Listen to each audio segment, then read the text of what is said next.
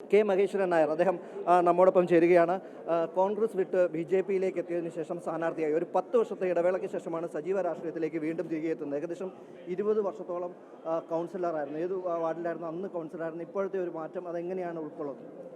പൂജപ്പുര വാർഡിലായിരുന്നു. പൂജപ്പുര വാർഡെന്ന് പറയുമ്പം അതിൻ്റെ സമീപത്താണ് പുന്നയ്ക്കാമകൾ വാർഡിപ്പോൾ. കഴിഞ്ഞ കാലങ്ങളിൽ ആ പ്രദേശത്തെ വികസനം കക്ഷി രാഷ്ട്രീയത്തിന് അതീതമായി, ജാതിയോ മതമോ ചിന്തയ്ക്ക് അതീതമായി ആ പ്രദേശത്തെ വിജയിച്ചു കഴിഞ്ഞാൽ ഒരു കൗൺസിലർ എന്നുള്ള നിലയിൽ എല്ലാ പ്രദേശത്തും എല്ലാവരെയും എന്ത് വിഷയങ്ങളും ഇടപെട്ട് കഴിഞ്ഞ കാലങ്ങളിൽ ചെയ്തിട്ടുള്ള ഒരാളാണ്. പക്ഷേ ഇപ്പോൾ വീണ്ടും അതുകൊണ്ടായിരിക്കാം BJP ഇപ്പോൾ വീണ്ടും എന്നെ സ്ഥാനാർത്ഥിയാക്കി പുന്നയ്ക്കാമകൾ വാർഡിലോട്ട് മാറ്റിയത്. ആ പ്രദേശത്തെ ജനങ്ങൾക്ക് എന്നെ നല്ലവണ്ണം അറിയാം, പൂജപ്പുരയെക്കുറിച്ച് നല്ലവണ്ണം അറിയാം. ആ പ്രദേശവും ഈ നല്ല ഒരു വികസന പ്രവർത്തനം നടത്തുവാൻ പറ്റിയ ഒരു മേഖലയാണ്. ആ പ്രദേശത്തെ ജനങ്ങൾ BJP-യെ അംഗീകരിക്കും, കഴിഞ്ഞ പ്രാവശ്യം അംഗീകരിച്ചിട്ടുള്ളതാണ്. അപ്പോൾ ആ പ്രദേശത്ത് ഞാൻ നേരത്തെ സൂചിപ്പിച്ചതുപോലെ എല്ലാവരെയും ഏത് വിഷയങ്ങൾക്കും എന്നാൽ കഴിയുന്ന ഒരു ജനപ്രതിനിധി എന്നുള്ള നിലയിൽ ഞാൻ വിജയിച്ചു വന്നാൽ ചെയ്യും. കോൺഗ്രസ് വിട്ട് BJP-യിലേക്ക് എത്തുമ്പോൾ എത്രത്തോളം പ്രതീക്ഷയാണ്? എന്തൊക്കെ പ്രതീക്ഷകളാണ്? ഞാൻ ഒരു സജീവ രാഷ്ട്രീയത്തിൽ നിന്ന് മാറി നിൽക്കുന്ന ഒരു സാഹചര്യം.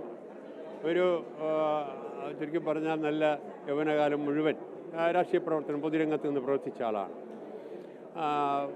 അതുകൊണ്ട് ഇതിനകത്ത് വരാൻ കാരണം കേന്ദ്രാവിഷ്കൃത പദ്ധതികൾ, പ്രത്യേകിച്ചും നരേന്ദ്രമോദി ഗവൺമെൻറ്റിൻ്റെ പദ്ധതികൾ ഈ കേരളത്തിൽ വകമാറ്റി ചെലവഴിക്കുകയും വലിയ അഴിമതി നടത്തിക്കൊണ്ടിരിക്കുന്ന ഒരു കാലഘട്ടമാണ്. ആ സമയത്താണ് നമ്മുടെ പാർലമെൻറ്റ് തിരഞ്ഞെടുപ്പ് വരുന്നത്. ആ പാർലമെൻറ്റ് തിരഞ്ഞെടുപ്പിൽ തിരുവനന്തപുരം മണ്ഡലത്തിൽ 7 നിയോജക മണ്ഡലങ്ങളിൽ ഉള്ള ഓരോ നിയോജക മണ്ഡലങ്ങളിലും എന്തെല്ലാം കാര്യങ്ങൾ ചെയ്യണം, അവിടുത്തെ വിഷയങ്ങൾ എന്തൊക്കെയാണ് എന്ന് ഇതുവരെ ഒരു MP-മാരും ജയിച്ചവരും സ്ഥാനാർത്ഥികളും പഠിച്ചിട്ടില്ല, MP-മാരും പഠിച്ചിട്ടില്ല.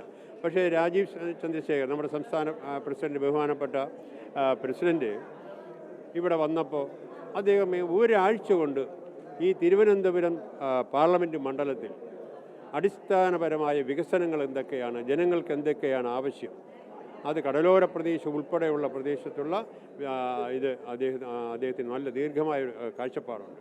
ആ കാഴ്ചപ്പാടൊക്കെ മനസ്സിലാക്കിയാണ് ഞാനൊരു തീരുമാനമെടുത്തത്. പുതിയ എല്ലാവിധ ആശംസകളും നേരുകയാണ്.